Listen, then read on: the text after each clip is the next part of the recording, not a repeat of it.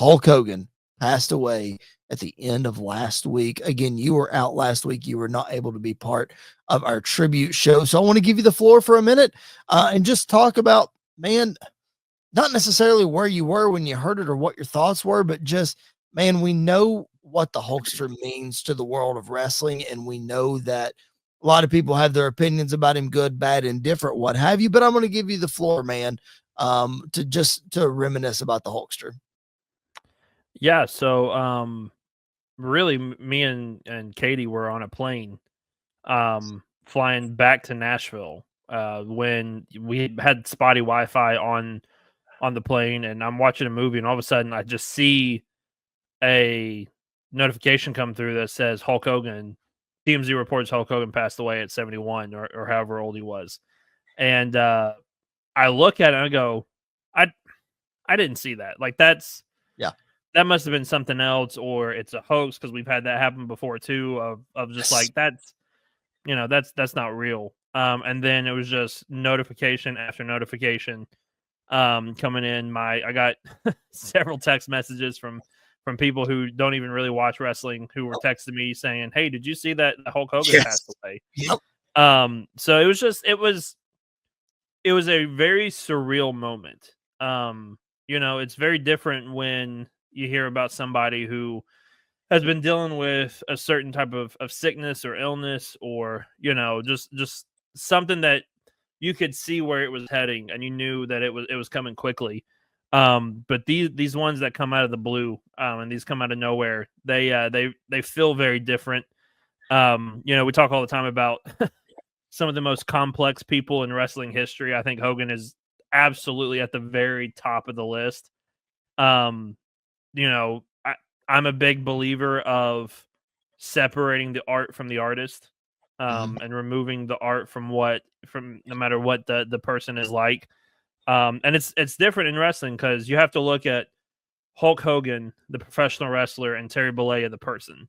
Yep. And obviously both of them are very complex individuals when you look at them in the wrestling world, outside of the wrestling world. Yep.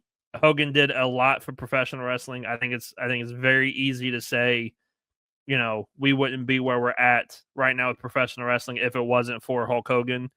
But that's also true that he almost killed professional wrestling at one point as well, a couple of times. So it's a double-sided coin, that you take the good with the bad when it comes to wrestling. He is the most popular professional wrestler of all time. There's no debating that. There is no doubting that.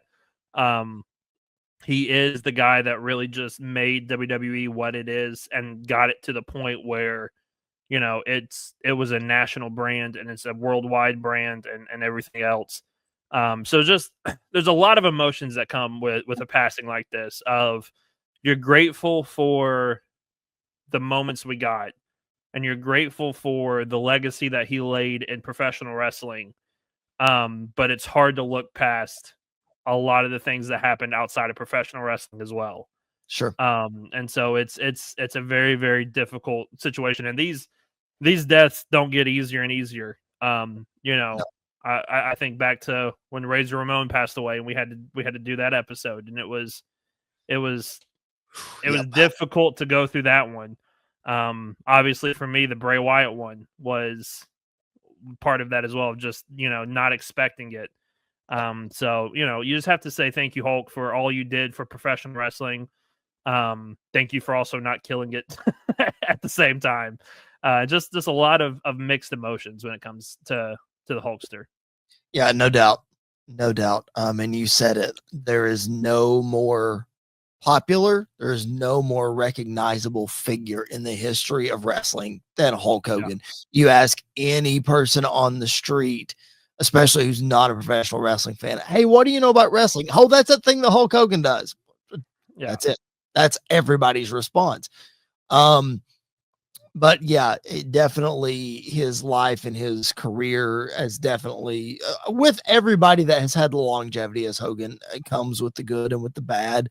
And I've listened to so many tributes and interviews about Hogan and with Hogan. Chris Van Vliet replayed his interview with Hogan on his feed, and I checked that out. I don't even remember listening to it the first time it came through, but I checked it out. And for you and I, Andy, and where we stand with our personal beliefs and all those kind of things, it was great to know that Terry had separated himself from Hulk at the end of his life and had really found his faith and got his life right with Jesus. So we thank God for that. Now, again, no matter what you're watching this podcast, watching this on YouTube, no matter what you believe, that's what Hulk believed, and that's all we can go on. So it's great that he was able to clean himself up. Let's just call it that. As you look back real quick, I know we got a loaded show, but I do want to spend another minute or two talking about Hulk. As you look back over his career and over your life watching wrestling, because Andy, I'm going to throw this picture back up here. This is Bash at the Beach 1996, July, I want to say 7th. I could be wrong. Doesn't matter. The point is, it was 5 months before you were born. So the NWO formed 5 months before you were born. So you didn't live through any of original Red and Yellow, and that's fine. That's fine. But when you look back at your time watching Hogan and going back and watching old stuff, what are some of your favorite things that stand out about him? Well, I'm really going to show my age here. I know. I can't wait. My first introduction to Hulk Hogan is also my first introduction to Sting. And a lot of people would say, "Oh, like in WCW." Nope. TNA. TNA was my first introduction to Hulk Hogan. And some people can be okay with that with Sting, but with Hogan, that's another one that people are like, "Oh, wait a minute, Sting, I'll let it slide." Hogan, and like I had heard the name, Hulk Hogan before, obviously, but like that's I didn't get to watch him growing up. I didn't get to watch him. It's a lot like Austin and Rock. Like I didn't get to watch them growing up a lot. So my first introduction to a lot of legends, seeing them week to week or whatever is very different. And his TNA run is probably about as bad as you can get for him. It was horrible from start to finish. But like when I think back to a lot of Hogan moments, obviously the picture you just showed, forming NWO, like all of that comes right to the top of the list for me. But probably my favorite Hogan moment and probably my favorite Hogan match is him and The Rock at WrestleMania 18. Just everything that went into that and everything that happened with that was just done so well. Obviously they thought going in, like they wanted Rock to kind of be sort of the face, Hogan kind of being the heel. And as they go throughout the match, it was very obvious that was not going to happen.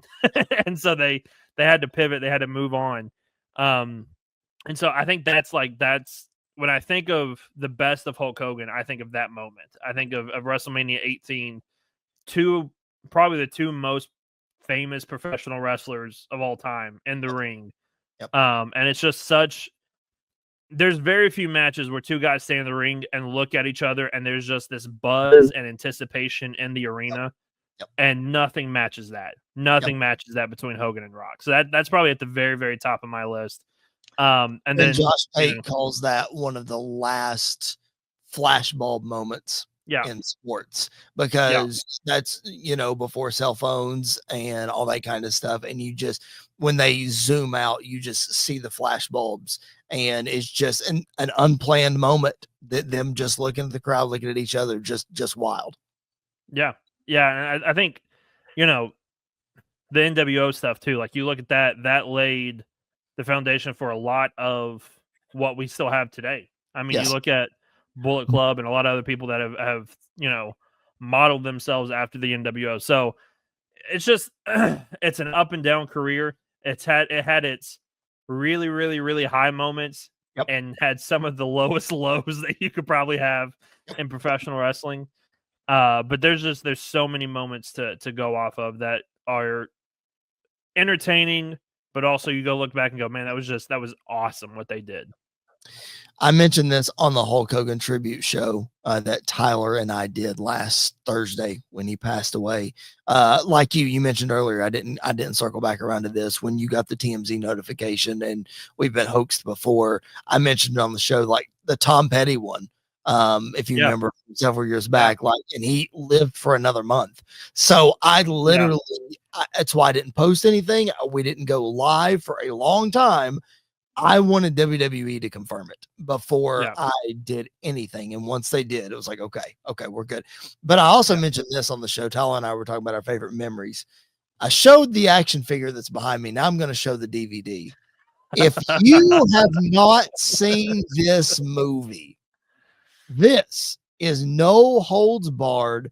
It was released in 1989, and it is the hokiest, most insane film. It was the first iteration of WWE films.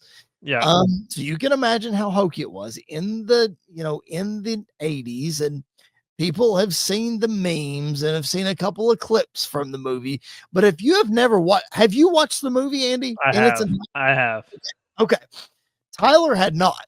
So if you people are out there, and our buddy Jared Justice, who's on this show from time to time, loves the movie as well. He and I quote it to each other all the time.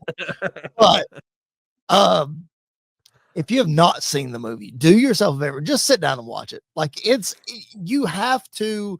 Seen a lot of people in the news recently being upset about what Happy Gilmore 2 turned out to be and blah blah. It's like, listen, you have to go into No Holds Barred just knowing that it's going to be the things that Vince McMahon thinks is funny because he was part of writing the movie and all that. Yeah, So that's the movie. It's a ton of fun, Andy. I need to go back and watch it. I haven't done that yet, but that's one of my favorite memories of Hulk is that movie.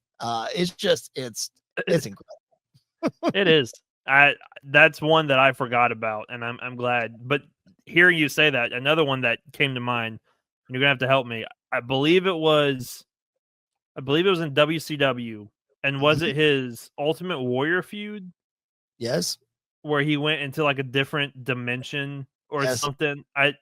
Like stuff like that. You look back and go, "That's so dumb," yep, but that's so Hogan yep, at the same time. Like it's both at the same time. yep. He did something like that with the Dungeon of Doom when he was feuding with Kevin Sullivan in '95. Yeah, Or 94, I guess it was late 94. Yeah, late 94, early 95. He did some sort of alternate dimension thing too. And then when he was with Warrior, they did the mirror thing, and it just, yeah. yeah. Oh yeah, it's wild. And then they had the match, and he tried to do the flash paper in his face, and it blew up. It was a disaster. Oh my goodness. Oh man. Hulk Hogan, never a dull moment.